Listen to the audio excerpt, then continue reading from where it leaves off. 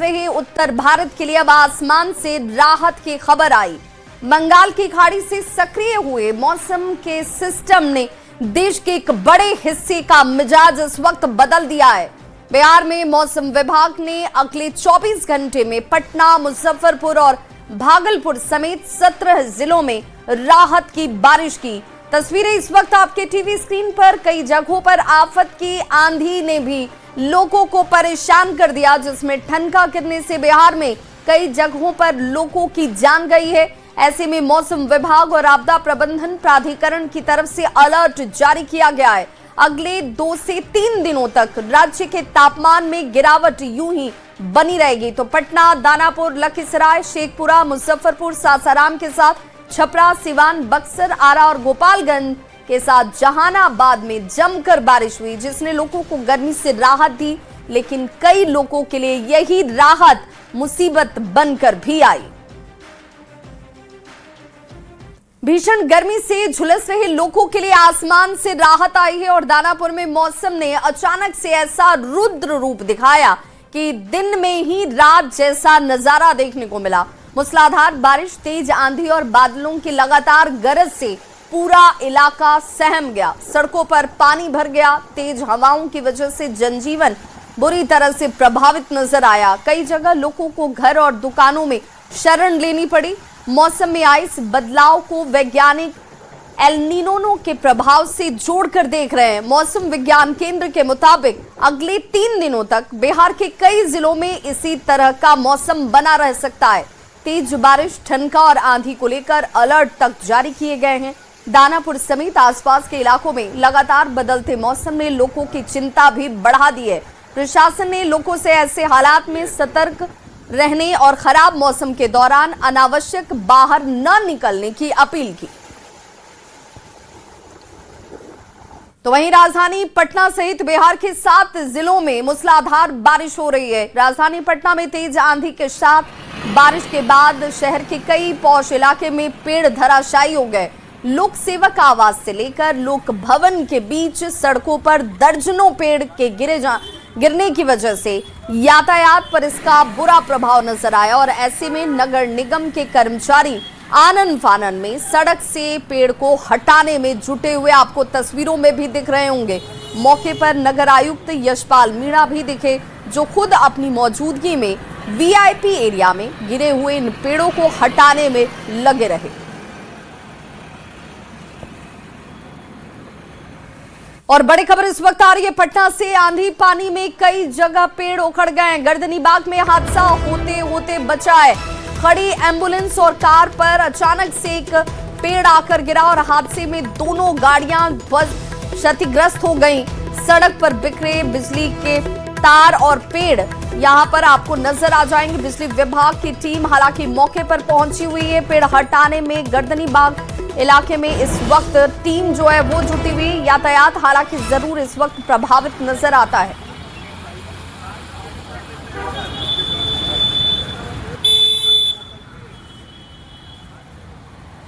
पटना के मनेर थाना क्षेत्र के मोहनपुर मार्ग पर सुबह अचानक से आई तेज आंधी और पानी ने भारी तबाही मचाई। तेज हवा की वजह से सड़क के किनारे स्थित एक विशाल इमली का पेड़ अचानक से दुकान पर आ गिरा। तस्वीर देखिए क्या हालात इस वक्त हो गए। घटना के समय दुकान और आसपास मौजूद कई लोग बाल बाल बच गए। पेड़ गिरते ही इलाके में अफरा तफरी मच गई। सूचना मिलने के बाद स्थानीय लोग और प्रशासन मौके पर पहुंचते हैं और पेड़ हटाने का काम शुरू किया जाता है।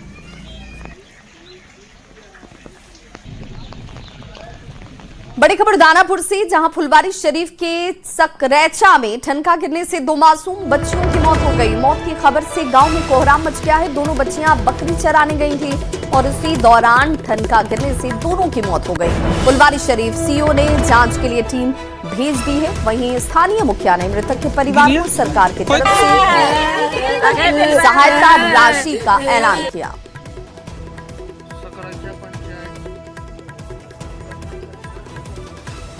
खबर खगड़िया से, जहां कोसी का जलस्तर अचानक से बढ़ गया, जिसके बाद बीरवास और कपसिया गांव के बीच बने पीपा पुल का एक हिस्सा धंस गया, जिसकी वजह से इस पीपा पुल पर लोगों की आवाजाही बाधित हो गई है। ये पीपा पुल मधेपुरा के कपसिया और खगड़िया के बीरबाज गांव को जोड़ता है, लेकिन इस पुल का एक हिस्सा धंसने से सड़क संपर्क टूट गया है। लोग परेशान हैं। 28 जनवरी को इस पुल का उद्घाटन हुआ था और 15 जून तक इस पीपा पुल पर आवागमन तय किया गया था।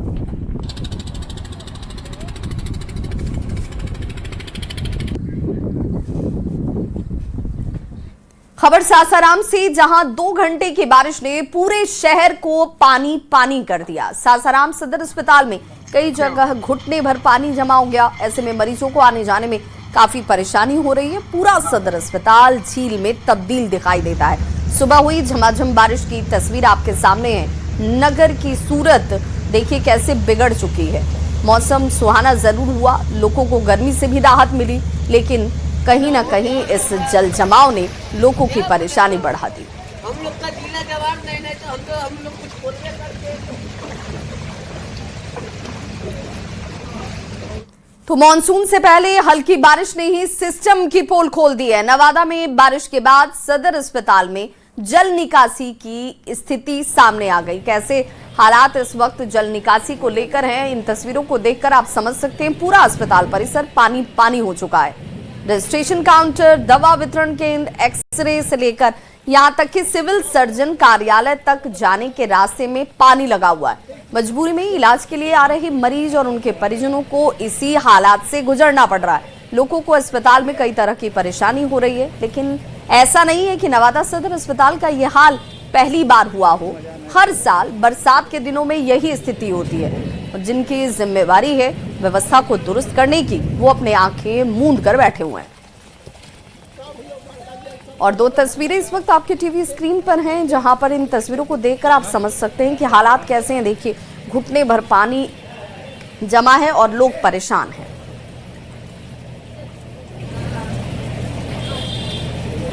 मजा नहीं।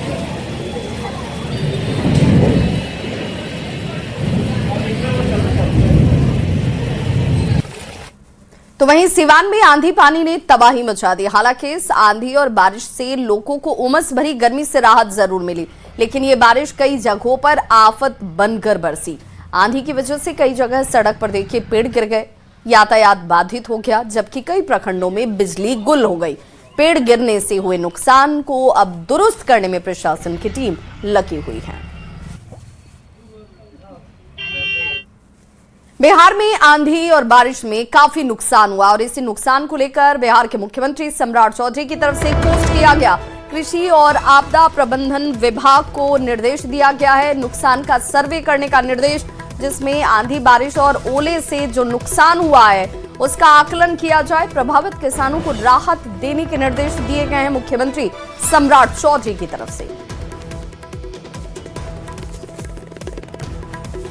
तो एक्स पर पोस्ट करते हुए बिहार के मुख्यमंत्री सम्राट चौधरी ने ये कृषि एवं आपदा प्रबंधन विभाग को निर्देश दिया है। राज्य के कई जिलों में अचानक से तेज आंधी बारिश और ओलावृष्टि से फसल क्षति एवं वृक्ष में लगे फलों की क्षति का सर्वे कराने का निर्देश कृषि विभाग और आपदा प्रबंधन विभाग को दिया गया है, ताकि प्रभावित किसानों को समुचित राहत दी जा सके।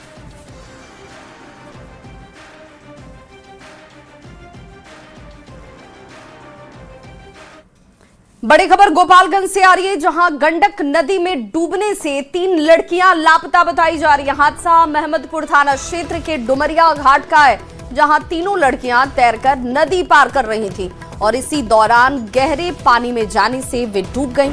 लापता किशोरियों में चंदन यादव की 2 बेटियां और मजिस्टर राय की 1 बेटी शामिल है। सभी लड़की टंडसरपुर गांव की रहने वाली बताई जा रही हैं। जो जानकारी इस वक्त सामने आ रही है उसके मुताबिक तीनों खेती के काम से नदी के उस पार जा रही थी और तभी हादसा हो गया। घटना की सूचना मिलते ही स्थानीय प्रशासन और पुलिस मौके पर पहुंच चुकी है। एसडीआरएफ की टीम भी घटनास्थल के लिए रवाना हुई है। हालांकि खराब मौसम, तेज हवा और बारिश की वजह से रेस्क्यू ऑपरेशन चलाने में काफी परेशानी आ रही है। वह इस हादसे के बाद से परिजनों में कोहराम मचा है।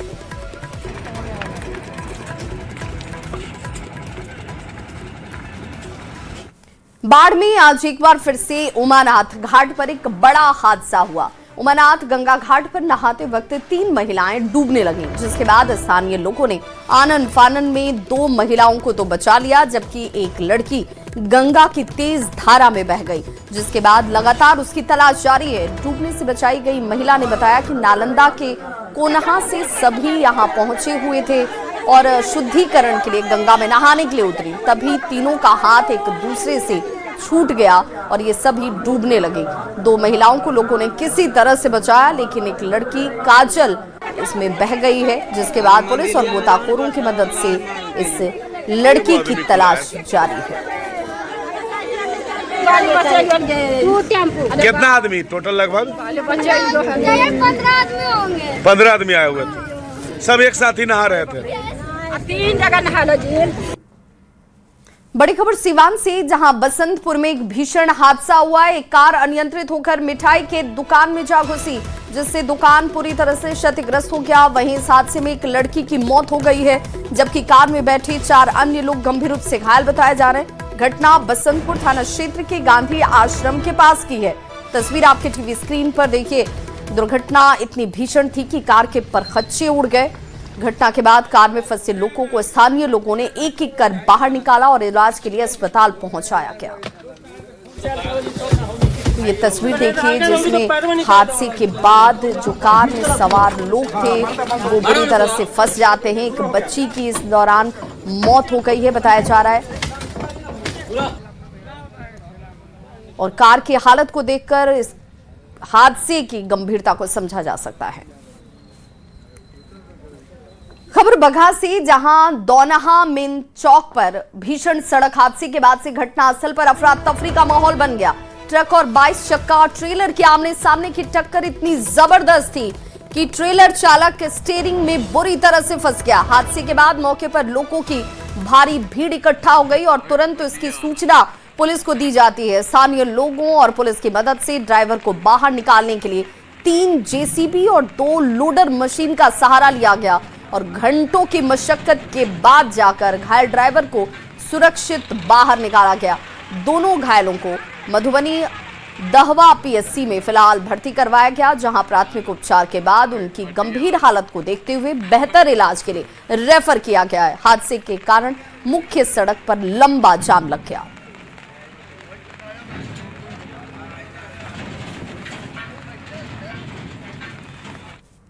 खबर दानापुर से, जहां नौबतपुर थाना क्षेत्र के दरियापुर चैनपुरा स्थित NH 139 पर एक अनियंत्रित हाईवा ट्रेलर सड़क के किनारे बने 5 घरों और दुकानों में जा घुसा। इस हादसे में एक बिजली के खंभे का टूटना भी सामने आया, जिसमें इलाके में बिजली आपूर्ति बाधित हो चुकी है। प्रत्यक्षदर्शियों ने यह भी कहा कि तेज रफ्तार हाईवा अचानक से अनियंत्रित होकर सड़क के किनारे के मकान और झोपड़ी नुमा दुकान से जाकर टकरा जाता है और इस हादसे में लाखों रुपए का नुकसान हुआ है। हादसे के वक्त ज्यादातर लोग अपने घरों में सो रहे थे, जिनकी जान बच गई। हालांकि राहत की बात यह रही कि इस हादसे में किसी तरह की जान का नुकसान नहीं हुआ, लेकिन क्षति लाखों की जरूर हुई है। घटना के बाद स्थानीय लोगों की भीड़ इकट्ठा हो गई। घंटों तक सड़क पर जाम लगा रहा और सूचना मिलते ही नौबतपुर थाना पुलिस मौके पर पहुंची और स्थिति को नियंत्रण में किया गया। हाईवा चालक को हिरासत में लेकर फिलहाल पुलिस पूछताछ में जुटी है। नौबतपुर में ये तस्वीर और घटना सामने आई। राष्ट्रीय जांच एजेंसी NIA ने पाकिस्तान से जुड़े आतंकी नेटवर्क के खिलाफ बड़ी कार्रवाई करते हुए उत्तर प्रदेश, राजस्थान, बिहार, महाराष्ट्र में कुल 12 स्थानों पर तलाशी अभियान चलाया और अधिकारियों के मुताबिक ये कार्रवाई पाकिस्तान के ऑपरेटिव जसवीर चौधरी और उसके भारतीय सहयोगियों से जुड़े हुए मामले में की जा रही है। जांच में यह भी सामने आया कि आरोपियों ने भारत पाकिस्तान सीमा के जरिए ड्रोन की मदद से हथियार, गोला बारूद और इम्प्रोवाइज्ड एक्सप्लोसिव डिवाइस IED की बड़ी खेप हासिल की थी। एजेंसियों के मुताबिक इस खेप का इस्तेमाल पंजाब, दिल्ली और देश के अन्य हिस्सों में विस्फोट करने की साजिश के मकसद से किया जाना था, जिससे जान माल का बड़ा नुकसान हो सकता था। NIA ने इस मामले में उत्तर प्रदेश के 5, राजस्थान के 2, बिहार के 2 और महाराष्ट्र के 3 ठिकानों पर एक साथ छापेमारी की है। तलाशी के दौरान कई अहम दस्तावेज और डिजिटल सबूत भी जुटाए गए।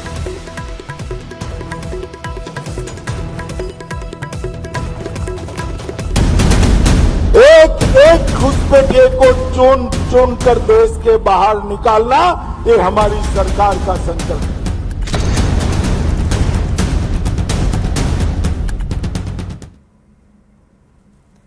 तो बंगाल में सरकार बदलते ही बांग्लादेशी घुसपैठियों पर प्रहार शुरू हो चुका है।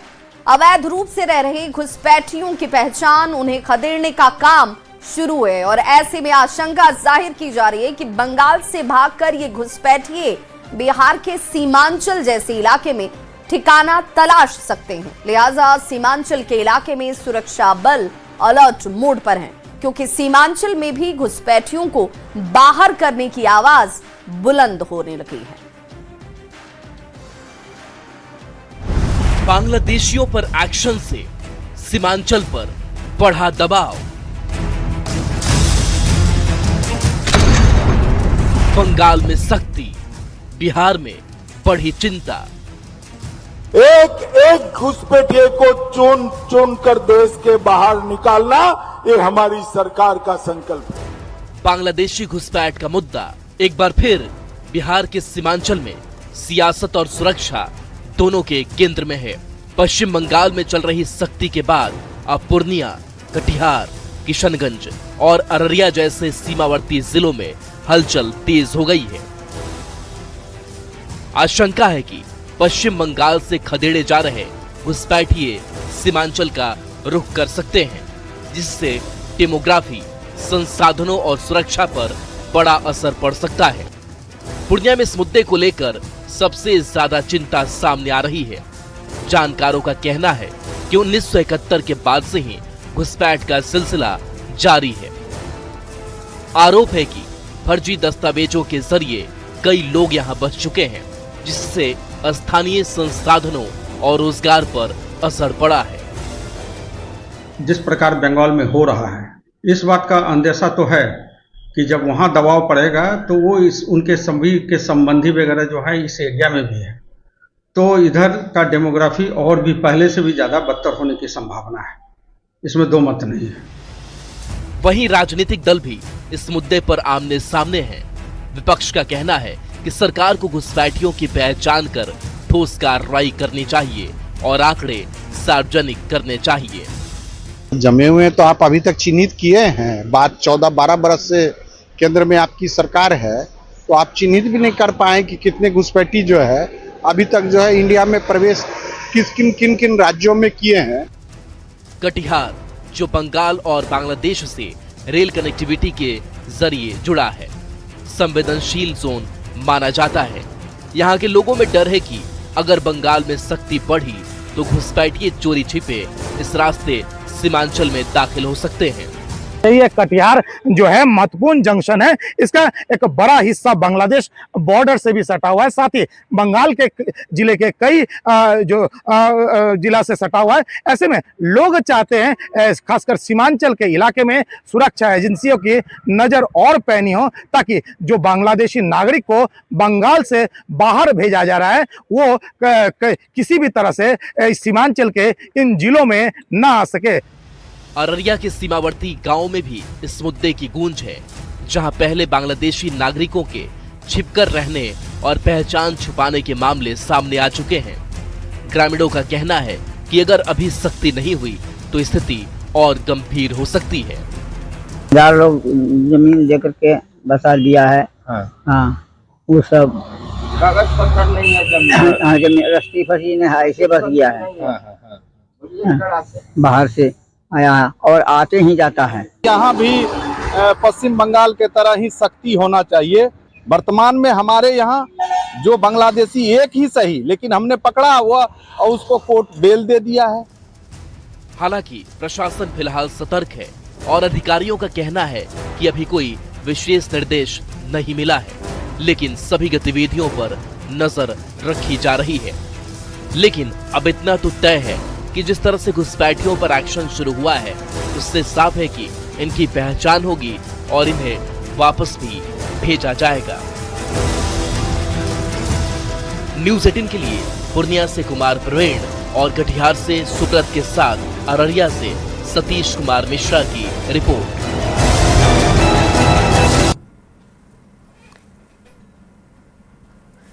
तो सीमावर्ती इलाकों में घुसपैठियों की पहचान अब इस वक्त तेज हो चुकी है। केंद्रीय गृह मंत्री के निर्देश पर भारत, नेपाल, बांग्लादेश या दूसरे देशों से सटे जगहों पर अब ऐसे लोगों की पहचान की जा रही है जिन्होंने पिछले कुछ सालों में अवैध रूप से संपत्तियां बनाई हैं, जमीन खरीदी है या फिर वैसी जगहों पर भी जांच होगी जहां डेमोग्राफी में बड़ी तेजी से बदलाव देखने को मिला है। केंद्र के निर्देश पर एक विशेष कमेटी भी बनाई गई है जो इन सभी पहलुओं पर विस्तृत पड़ताल कर आंकड़े जुटा रही है।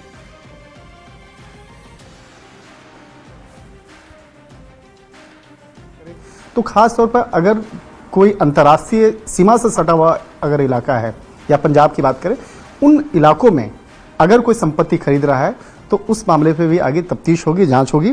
इस मामले पे विशेष तौर पर बात करते हैं, ईडी के पूर्व डायरेक्टर रहे कर्नल सिंह साहब, पूर्व आईपीएस भी हैं।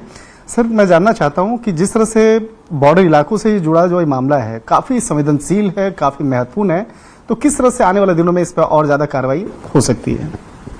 ये बॉर्डर एरिया में हमारे काफ़ी इन्फिल्ट्रेशन हुआ है, यानी विदेशी लोग जो हैं, बांग्लादेशी हैं, पाकिस्तानी हैं, वो वहाँ पर आकर सेटल होने लगे हैं, प्रॉपर्टी भी खरीद रहे हैं और वहाँ पर ही सेटल नहीं होते। वो वहाँ के किसी गांव में प्रधान से सर्टिफिकेट ले लेते हैं कि वहीं का रहने वाला है और फिर वो किसी और जगह आके सेटल हो जाते हैं, वहाँ शादी कर लेते हैं, परिवार बसा लेते हैं, इंडियन आइडेंटिटी ले लेते हैं, बॉर्डर एरिया में भी इंडियन आइडेंटिटी ले लेते हैं।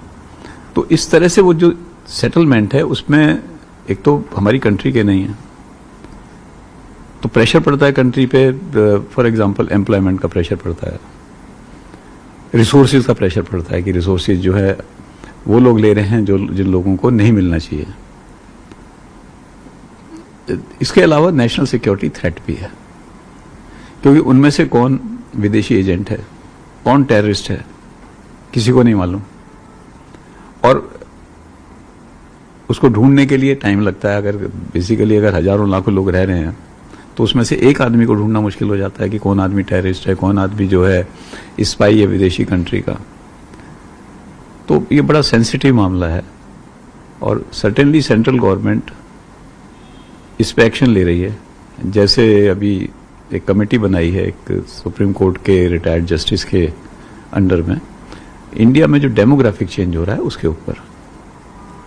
और डेमोग्राफिक चेंज जो है वो कई वजह से, एक तो शॉर्ट टर्म डेमोग्राफिक चेंज है और एक लॉन्ग टर्म डेमोग्राफिक चेंज है।